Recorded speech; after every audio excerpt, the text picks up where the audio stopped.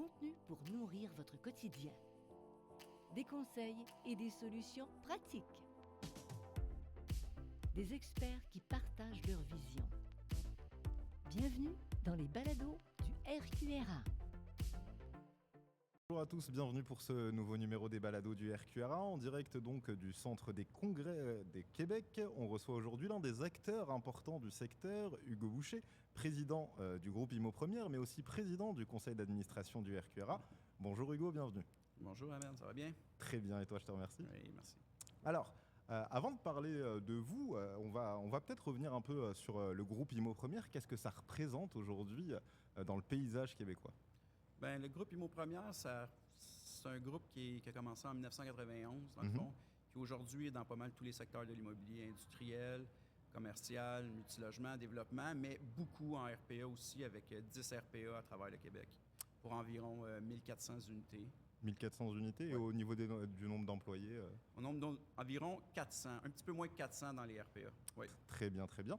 Et puis, donc, vous nous avez parlé un peu de l'histoire du groupe Immo Première, mais vous, Hugo Boucher, qu'est-ce qui vous a mené au secteur des RPA?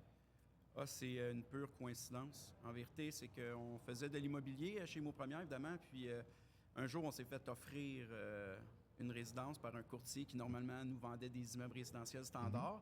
On est allé la visiter, c'est la première, là, le domaine des Cascades à Ville-Sainte-Catherine. Puis, je sais pas, j'ai été curieux. Okay. Puis j'ai décidé, on va essayer, pourquoi pas, tu sais.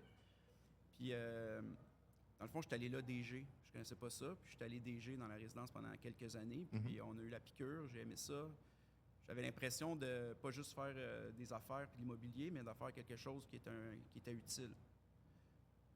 Donc, on est parti par là, puis après ça, on a acheté sans arrêt jusqu'à la fameuse pandémie, où c'est que ça a fait un petit frein. Là. Très bien, et ça a commencé en quelle année 2012. 2012, donc douzaine d'années, très très bien. Et puis, est-ce qu'il y a des choses ou des éléments qui vous ont marqué ou impressionné quand vous êtes arrivé justement dans le domaine des RPA? Ah oui. La chose qui m'a le plus marqué, c'est que quand tu es dans le multirésidentiel, les gens, ils font juste te chialer après. Tout ce que tu fais, c'est pas correct, l'appartement, il coule, il est pas propre, il est pas ci. Tandis que quand tu arrives dans le domaine des RPA, il y a plein de monde qui te remercie pour plein de choses. Le repas, il était bon, c'était le fun. Ils viennent te voir juste pour parler de la pluie et du beau temps. C'est un autre domaine. Les deux sont en catégorie de l'immobilier, mais les RPA, c'est à part de tout ce qui est commercial, industriel, tout ça, dans la relation que tu as directement avec le client. Puis c'est vraiment quelque chose que j'ai beaucoup aimé et que j'aime encore beaucoup aujourd'hui. Là. Alors, on va parler un peu de la situation actuelle du secteur des RPA. Comment est-ce que vous jugez la situation du secteur, notamment depuis la pandémie? Très difficile. On ne se le cachera pas. La situation est très difficile. Là. On n'est pas obligé de revenir sur les fermetures et tout ça. Là. On le sait. On a un gros problème. Moi, personnellement, dans le type de résidence que j'ai, je fais beaucoup de soins reliés directement à la capacité de payer des gens par rapport à leurs soins. À travers tous les problèmes, moi, mon groupe, c'est celui qui nous fait le plus mal parce qu'on n'est pas capable de se faire rémunérer pour les soins qu'on donne. Et c'est pas de la faute des aînés. Ils n'ont pas une grande majorité n'a pas les moyens financiers de le faire. C'est plus encore la relation avec le gouvernement. Je pense qu'ils ne sont pas habitués. Ça a été vite. Ils commencent à frapper un mur, puis c'est long avant que ça tourne, le gros bateau, mais j'ai confiance qu'ils n'auront pas le choix. Il faut s'occuper de ces gens-là. Puis là, en ce moment, de la façon qu'on s'en occupe, mais ça mène à un arrêt de la construction de RPA ou à la fermeture. Fait que ça ne fonctionne pas. Ils ont besoin de nous, on va avoir besoin d'eux, nous aussi. C'est juste le temps qu'on s'arrime. Mais je reste positif, puis je continue encore à investir dans le domaine. J'ai acheté une résidence il y a peut-être 4 mois à Ville-la-Salle. Donc moi, j'y crois. Je pense qu'on a un rôle social primordial, puis je fonce tête baissée. Et comment est-ce qu'on s'adapte justement à ces nombreux défis au sein d'Immo Première? En ce moment, les gros défis, c'est qu'il faut être, comme on dit là, en bon français, il faut être lean dans ces opérations. Là. Il n'y a pas de flafla. Il faut savoir exactement c'est quoi nos plans de soins, combien ça coûte, combien qu'on peut charger. Il faut être sérieux, il faut donner des soins de qualité, il faut prouver à nos partenaires SUS qu'ils peuvent nous faire confiance, qu'ils peuvent nous acheter des services, qu'ils peuvent nous rentrer dans des programmes, des projets pilotes. En ce moment, on n'a vraiment pas le choix d'être des opérateurs performants. Sinon, on peut pas s'en sortir. Alors, vous avez parlé des partenaires, notamment des CIS et des CIUS, mais aussi du gouvernement. Est-ce que ça fait partie des partenariats stratégiques et vitaux pour le secteur des RPA? c'est le partenariat le plus vital.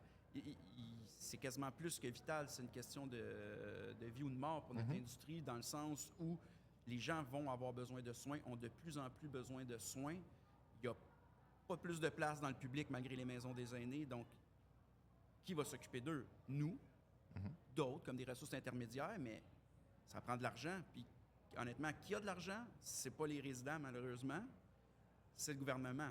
Donc, il y a une situation qui fait en sorte qu'on n'aura pas le choix, là. Le mur va complètement craquer ou ils vont nous aider, tu sais. Oui, je comprends bien. Et est-ce qu'il y a aussi d'autres aspects, peut-être un peu plus financiers, au niveau du financement des projets résidentiels, etc.? Ben, c'est sûr qu'en ce moment, c'est difficile de financer une résidence, que ce soit avec la CHL ou que ce soit avec un prêteur privé, n'importe quel prêteur, c'est extrêmement difficile. Mais d'un autre côté, on veut qu'ils investissent, mais est-ce que toi, tu prêterais 10 000 $ à quelqu'un que tu sais qu'il y a bien des chances qu'il ne te le redonne pas? C'est un peu difficile, oui. Ben, c'est un petit peu ça qui se passe dans le milieu. Tu sais, le banquier est un banquier, il va toujours être un banquier. Lui, il veut des sûretés. Puis en ce moment, ben, il a peur. Tu sais, il voit que ça ferme partout. La vraie vérité, c'est que le jour qu'on va être capable d'avoir une rentabilité qui fait du sens, ben, ils vont revenir. Les banquiers, ils vont tout de suite revenir. Dès que c'est ça. Et alors, on a parlé des différents défis que connaissent actuellement les RPA. Est-ce que vous avez identifié tout de même quelques opportunités pour l'avenir, on va dire, du secteur? Moi, l'opportunité que je vois la plus grande dans le domaine, c'est les gens qui vont avoir des RPA, qui vont développer des RPA ou transformer des RPA en ayant un gros accent sur les soins. Moins l'autonome, plus les soins, parce que je pense que le gouvernement, c'est vraiment dans le sens des soins qui va nous aider. Tu sais, le gouvernement, lui, il a besoin de nous pour les soins. Et moins pour l'hébergement, à mon avis. Oui, je comprends. Donc, moi, les opportunités, je les vois là, mais il y a des gens qui sont peut-être pas d'accord avec moi, mais moi, partout dans mes résidences, j'augmente mon offre de soins, mon niveau de soins, mon personnel de soins dans chacune de mes résidences, année après année, parce que moi, c'est l'angle auquel je crois.